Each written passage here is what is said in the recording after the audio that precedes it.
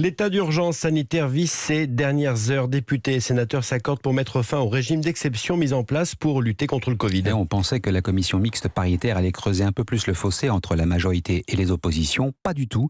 Le projet de loi sanitaire réécrit par le sénateur Philippe Bas a mis tout le monde d'accord. Députés et sénateurs se sont entendus sur une ligne claire. L'état d'urgence sanitaire, c'est fini, Alexandre Chauveau. Oui, en clair, si le texte est voté tel quel, il ne sera plus possible pour le gouvernement, à partir du 1er août, de réactiver un pass sanitaire ou vaccinal ou de confiner la population. L'autre mesure qui avait été rejetée par l'Assemblée la semaine dernière concerne la protection aux frontières. Ainsi, dans le texte validé hier, il n'est désormais plus question de pass sanitaire exigé pour une arrivée sur le territoire, mais d'un simple test PCR de moins de 48 heures. Celui-ci ne serait par ailleurs demandé que pour les voyageurs en provenance d'un pays où circule un nouveau variant jugé particulièrement dangereux. Changement également pour les Outre-mer et la Corse. Si la version initiale prévoyait de présenter un pass sanitaire pour s'y rendre, le nouveau texte stipule que seul un test PCR pourrait être demandé et uniquement si les hôpitaux sur place étaient saturés. Enfin, le Sénat a souhaité rouvrir la question de la réintégration des 2600 soignants non vaccinés.